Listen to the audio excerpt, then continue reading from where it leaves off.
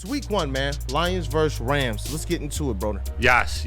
Amon-Ra St. Brown was talking to the media yesterday. Talked about how this excitement is real. I say we just start with that video to get us fired up, Kool-Aid. Yeah, I'm excited. Sunday night, I love primetime games. One of my favorite. Sunday, we had the Thursday last year, the first game of the season. Love that. That was one of my favorite games. So I expect nothing less. In Detroit, week 1, I remember my second year, I think we played the Eagles week 1, and I was sold out. And so for this game, I just, best fans in the world, the Detroit fans, I teach them to break the decibel record. I break the decibel record, boys and girls. They're not going to disappoint. No. We've seen the Detroit Lions fans, and they've only continued to build and build and build on this reputation to the point it's what they know us as now. It's a part of our DNA. Yeah. They're going to go out there and they're going to show out. This isn't even something where you really got to get fans hyped up. This is just something where if you're hyped, then you know you're as hyped as everybody else in Detroit, Michigan, in the great state of pure Michigan. Yeah.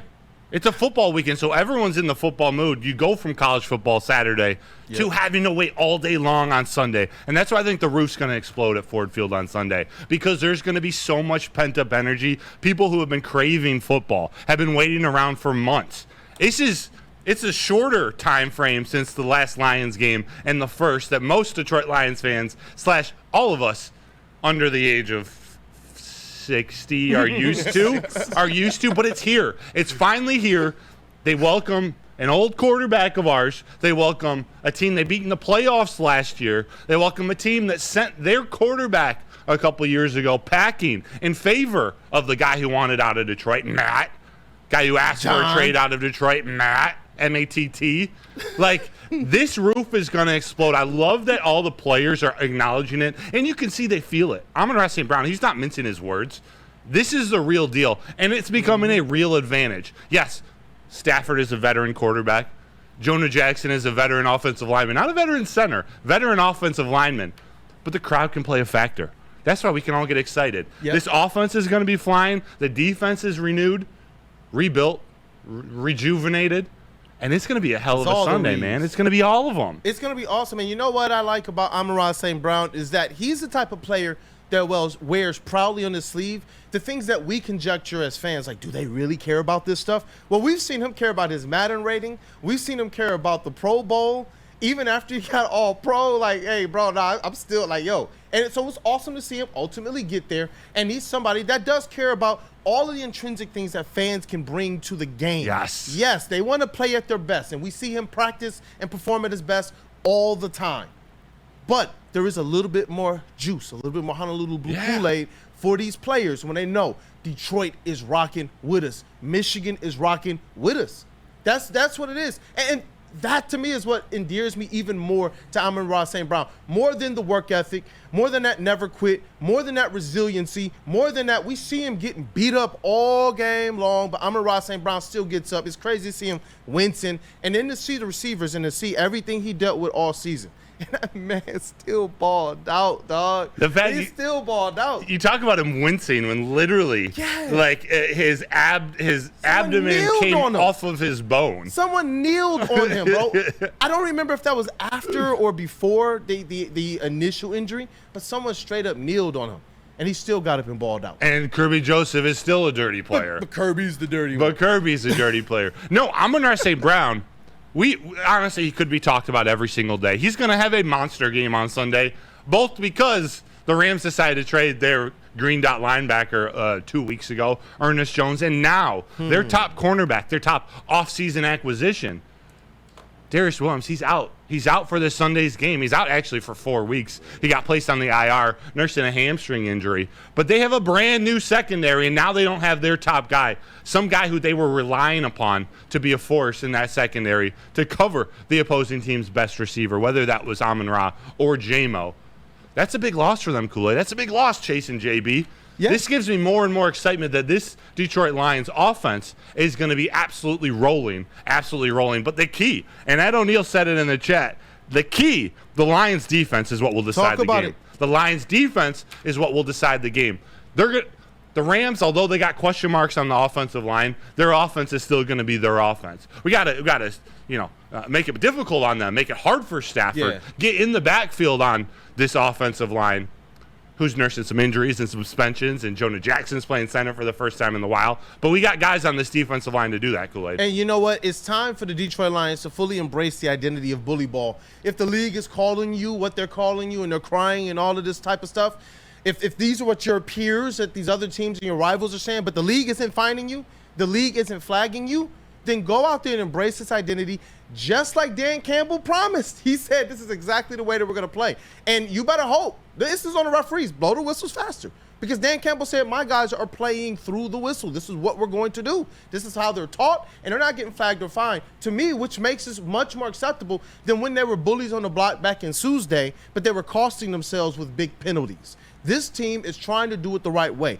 Dan Campbell spoke about playing to this level of aggression without going over the line. And that's why me sometimes, I'm like, hey, who cares if it's controlled fury? Let's burn everything to the ground. But Dan Campbell understands you got to have a certain amount of control. You have to have a certain amount of, you won't shoot yourself in the foot like your previous Lions teams that he was a part of.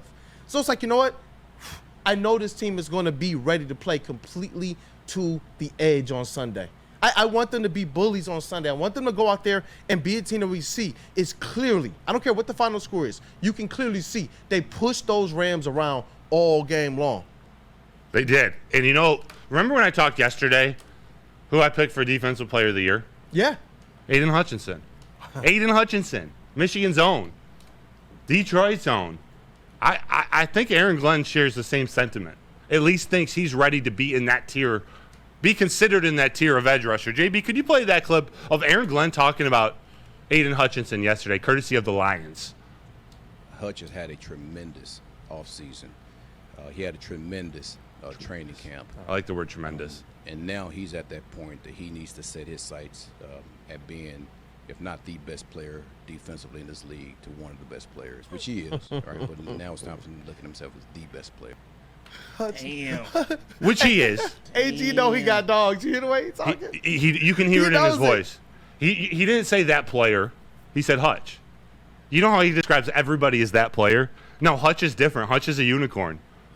Hutch is ready to be in that conversation with the Myles Garretts of the world, the Bosa's, the Watts, the Crosbys.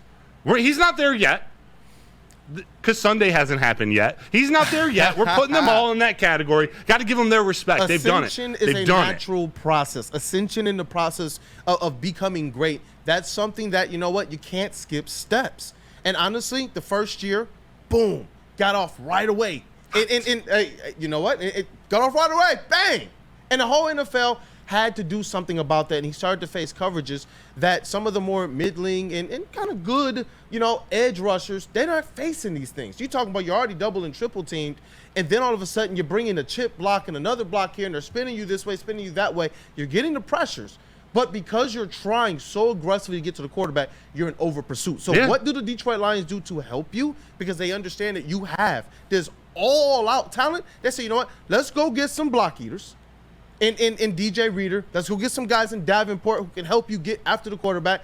Let's get you a tandem in Levi O and Aleem McNeil. And let's go get you a guy who can teach you the technical aspects in Tyrell Williams to get you home to the quarterback. So where you're over pursuing right here, maybe this is the move you have to do. I like his spin move. I know a lot of other people believe that spin move was kind of throwing him beyond the quarterback, but I believe that what Aiden Hutchinson naturally has, what he's gifted with and what he works to get to, and what Tyrell Williams has, like we appreciate what Ben Johnson brings from a technical standpoint as the offense. That's how I see Tyrell Williams. I believe he's going to help Aiden Hutchinson a ton this season. A ton. Absolutely. A ton. Yeah. He's going to go get that Defensive Player of the Year trophy. Hutch, like QT said, nobody's outworked Hutch. Nobody has. That was why they drafted him out of Michigan. It was his work ethic. It was that motor. The buzzwords were actually real with him. So real that they named him a captain in 3 years. A captain of a Dan Campbell team. He earned it. He earned it. But they also named him it. In 3 years on a Dan Campbell, a guy who values veteran leadership, values all that extra stuff. Aiden Hutchinson has proved being drafted second overall, getting $35 million signing bonus, being the face before he even stepped foot into Ford Field, Aiden Hutchinson has earned it. Yep. He's earned it. He's earned it. He's earned it. What do you think about that, Chase? Aiden Hutchinson. Because I know, I love your takes, and sometimes they're contrarian. What Yeah, up, I mean, I'm a big fan of Aiden Hutchinson.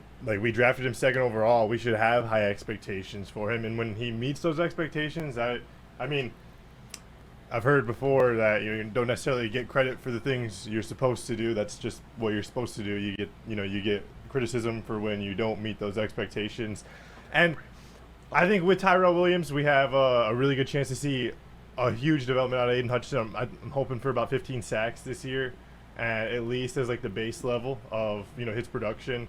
Like I said, he's going into was it year 3 or year 4? I can't remember off the top of my head right now, but we definitely, like I said, we definitely need to see that production, that step forward. He's the captain. Captains are supposed to be the leaders on and off the field. We need to see him, put up the stats. Definitely. You know who else is working his way up the leaderboard? Trying to get that Employee of the Month poster put up on his side hustle. That's Dan Campbell. That's Motor City Dan Campbell. MCDC. Craig, I don't know if you guys saw yesterday, part 2 of a 6-part Applebee's 6-part? commercial Jesus. series. We get this 6-part? plus 4 more Dan Campbell commercials. We need the my Dan God. Campbell Netflix series ASAP. It's coming. We have to It's have it. coming. It's coming. Hey. But here's part 2. Dan Campbell going for that Employee of the Month picture at Applebee's.